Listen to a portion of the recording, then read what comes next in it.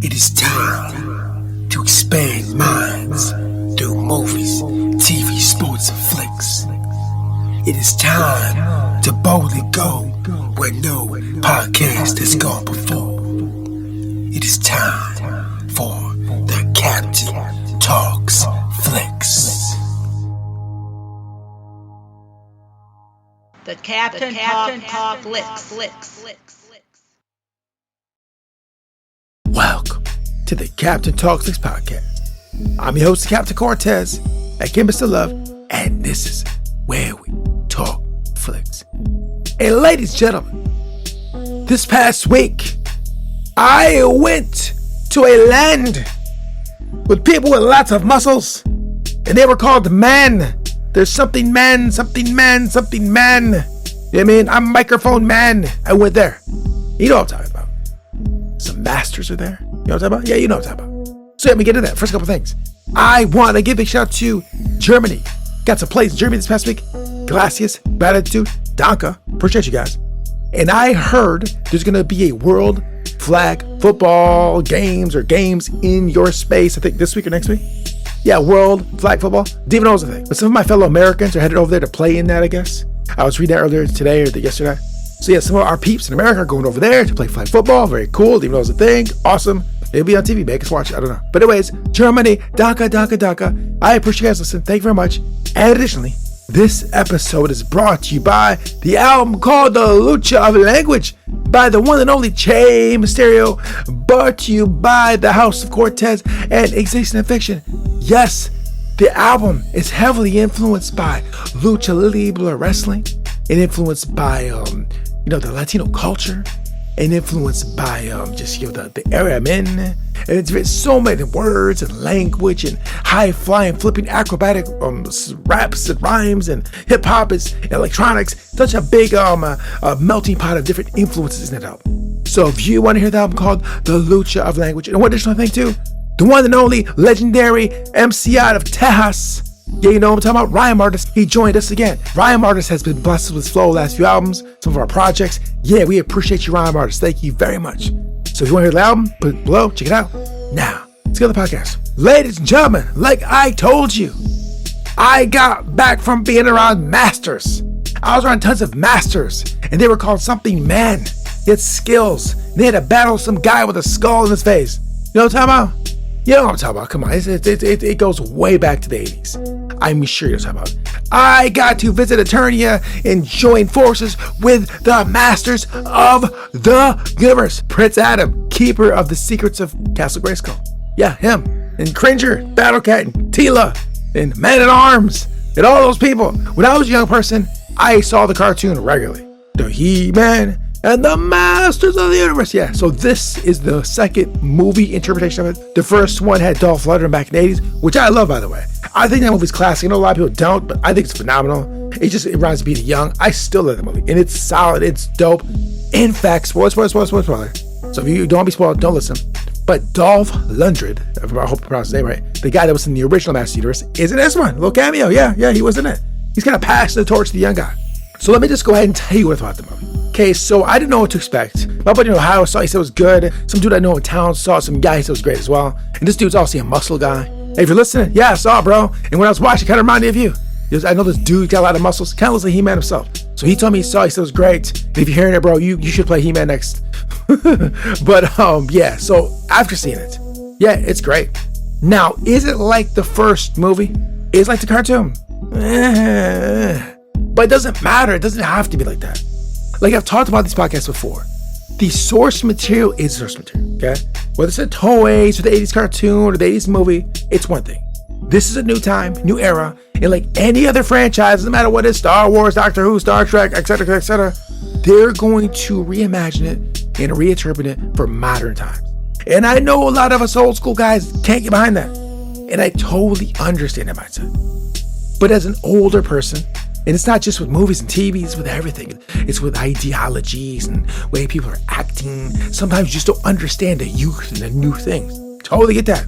I'm 50 years old. I understand how that works. As I get older, see more and more of this happening, right? In all different spectrums, places, spaces, across, the whole globe. Now, real quick side note, I listened to a podcast from a very well-known law enforcement guy, worked for the FBI, right? And this guy's really well-known. If I told you his name, you know who it is, but I don't want to get into no controversy about it. But he was basically saying that, you know, for a long time, he couldn't see the value in fictional stories, right? And he had to kind of come to just to understand a little deeper. Now, as someone that has lived in it, and a lot of us nerd guys have lived in it, and he comes from a very, you know, serious law enforcement field with lots of study and lots of, you know, really skilled in that area, and a man of integrity and morals and values, and a very, very stand-up dude. I read his book. I followed his story. I find him very, very competent, educated, and all these things. But those gentlemen in that space, sometimes they just can't really get into the fiction of it all because they're very serious individuals. There's nothing wrong with it. You have to be in that space. But as he got older, he said he just appreciated that the fictional storytelling can say things and tell things, you know, that are real without being real or being non-fictional, you know what I mean? And we at this podcast, we know this is kind of what we do here. We look at the fiction, we look at the entertainment, and we pull lessons of life out of it. And he's saying with his writing, because he does books now, fictional books. I'm gonna get one today, actually. He was saying that, you know, that he understands that, right? And even me being said too, you know, I understand his space. It's like, not that I never understood it before. It's like go deeper down life and all these things. You know, I understand with that space FBI, where he came from and all that.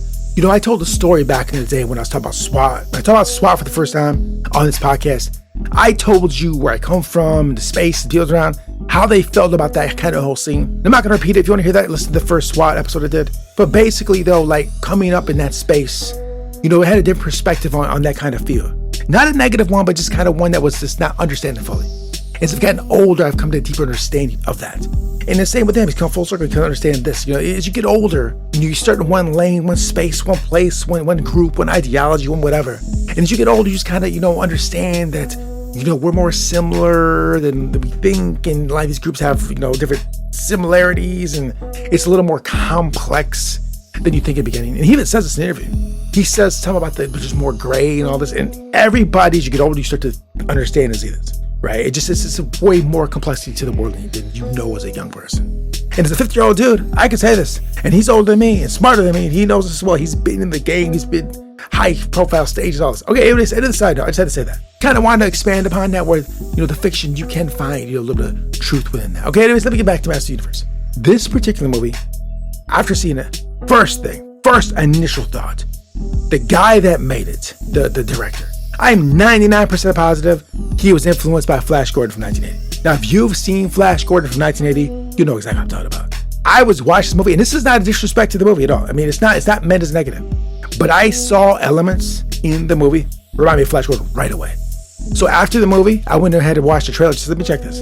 And I watched the trailer of Flash Gordon. Yeah, spot on. I knew it. And this gentleman's like right around my age, like 52, would have directed it, so he would have seen that probably. He probably was influenced by it. And also additionally too, just in general, about the feel of the movie, it felt like they blended Flash Gordon with like kind of like Wanted from the 2000s, The Office kind of play, a little bit of Matrix, you know, a little bit of a lot of different elements of different movies and put it together. The overall feel and vibe, phenomenal. Little comedic elements, action, you know, it was really well done. I know what to expect, honestly. But, you know, Amazon Studios held it down. They put out like films, TV shows, all these things. I hadn't experienced, you know, that many, the shows or anything from these guys because I haven't really had a chance to sit down and watch them. But this is very solid. And I heard there's a TV show coming as well. And also, additionally, they dropping gems of knowledge in this. Like the storyline, the arc, the storyline, the gems of knowledge. I'm going to go ahead and get to there right now. Okay, so first of all, the whole tale is basically like, you know, Adam, you know, he believes in something. He's a little bit weaker, not as strong. And like his arc, his journey is to basically make that belief a reality. Now, anyone that's trying to create anything, me even doing this podcast, there's a moment in time where I was just sitting in the space feeling just like Adam. I think a lot of us can feel just like Adam. Felt weak, not powerful. You know, no one believed what you're trying to do. There's doubts, you know. And there's even a line in the movies like, you know, just go to work, take your vacations, and just accept it, right? And you know, most of us do. Most of us say, you know, accept it. Because just the dream or whatever you want, just no one believes in it. And this is essentially what most people do. I'm doing this podcast. I haven't gave up. I haven't made it. But doesn't matter. I haven't quit. Right? Everybody knows the story. A lot of the elders, we know they tried to maybe make it or live it or whatever. I think everybody has a little bit of dream art in them. And sometimes you figure out it just doesn't work. I can't do it, or it just something happens to derail you from it. And you move on to just accept some other space. And there's nothing wrong with that. I mean, a lot of people go and have kids and family and have great things happen. But sometimes that dream to achieve just gets crushed. And in this movie, you see it. But Adam was so determined about his belief in his dream or his power or whatever that he just kept going forward, right? Now, finally, he becomes He-Man. He has the power. And then he's got to face that adversary. And the adversary ain't even really Skeletor. The adversary is his own mind and belief. Because basically in the final battle with Skeletor shows him his doubts. He goes to his mind and shows him his doubts and shows him his failures. Like shows his failures and his doubts. Right? I know this firsthand. I know a lot of you guys do too. There's a lot of L's and losses I've taken. I'm sure you have as well. Man, Arms goes to that. He's like, we all take losses. We all lose. You have to get back up. Who doesn't know that? So there's also a scene in the movie where Man at Arms like, bro, we ain't sending poets or artists to war. We need warriors to protect what's ours, protect our family. Totally understand it, right? And there's a lot of mindset out there that like, would you rather be a gardener in a war or a warrior in a garden or something like that, right? And I believe this is true. There's a lot of guys out there, even women, that say that you need to make yourself powerful, strong as possible. So if the war comes, you can handle it, right? If you have to protect your people, you can. And this is my everyday goals as a human being, is just to become as strong as powerful as possible. So if things come at me, I can handle them a little better, more adversity, right? And He-Man is living this. And let me just talk about He-Man real quick. He-Man is super, super strong and powerful, right? But the first thing he's doing is trying to talk it out. He said, let's just talk. Let's have some communication. Let's try to work this out verbally. This is how I live, and I feel a lot of people should live this way. Don't go to war first. Let's talk first. And He-Man, the man of immense power, is trying not even to use that power. He's like, bro, let's just talk. Let's just figure this out. Let's de-escalate. He's trying to de-escalate first. Yeah, I know this firsthand. I hope you guys do too. To have immense amount of power, to quote Spider-Man, with great power comes great responsibility. Yeah, this is facts. He-Man is super powerful, super strong. He's first trying to talk. And he's even holding it back. He didn't want to bring it. But when he had to protect his people, protect his family, he brought it, right? Right? You just need to be super powerful, super strong, super smart to protect your family, protect your people, protect your country, protect your state, protect what do you got to protect, right? And you don't want to use it in a negative, adverse way. You want to just have to use it if you have to. You don't want to, but if you have to, you bring it, right? And so daily, people, in my opinion, me included, you, everybody else, should try to make themselves their best self. So if you have to protect what's yours, and your people can do this. And He-Man models that immensely. The model of how He-Man acts is phenomenally good. Like chill, not over cocky. He's a man of power, but just a regular guy, right? I love that about this dude, at least the portrayal in this movie. Now, one additional thing too, there's a scene too that Man at Arms says he failed his daughter, and he failed Adam. He took a loss and he failed. He-Man lost his dad as he could protect his family. And so I know that 100%. And it's super, super tough to take that kind of L. You're losing someone you immensely, really care about, and you're doing everything you probably try to save them. And this is why we should try to make ourselves powerful, so we can help and protect the people we love and care about. And sometimes no matter what you do, you're still gonna lose. Star Trek it's all about that. It's a Kobayashi Maru. It's the unwinnable situation when there's no good options, you're losing no matter what. And how do you accept defeat and loss? And unfortunately, I felt that lesson over and over again. It has gotten easier, but taking L's is not ever nice or not pleasant usually. Yeah, I would love to tell you guys, what you do this or what this happens, it's all gravy. It's not. Like, it really, no matter, in my opinion, in my lifestyle, being a 50-year-old person, there is always going to be, bumps in the road. And let me just say this, to talk about that, the FBI dude I was talking about earlier, in the same interview, he talked about America, but this can be applied to anybody.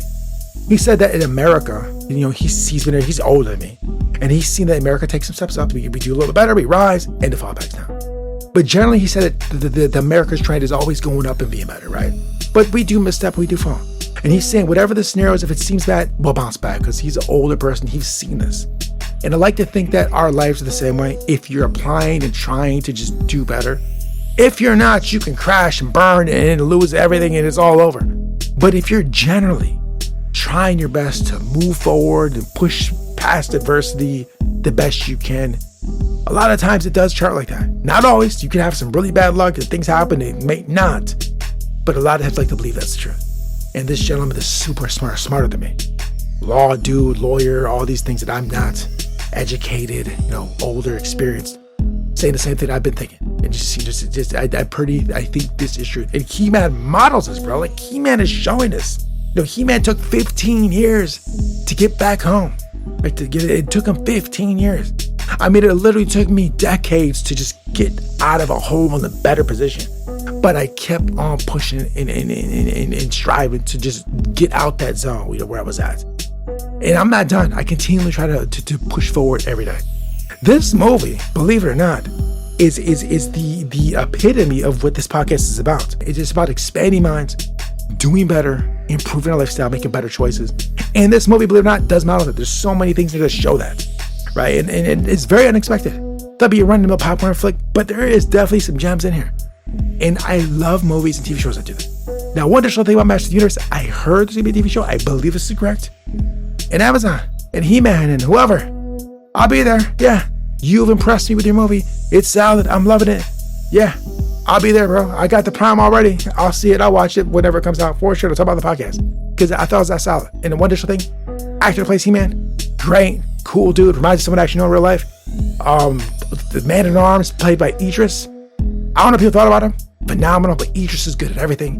Tila, I don't know who she is. I've never seen her, but she was great.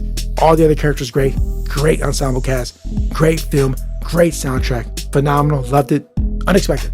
I had saw some reviews or people saying about it, but the people I know in real life says great, and I agree. So anyways, Master of the Universe. Phenomenal movie. And now let's see what they do with James Bond. Because Amazon own him too. Come on, do the same thing for James Bond. I love you guys. So anyways, thanks for listening. I appreciate you. And until next time, I have the power! He-Man. Till next time, it's Captain Peace.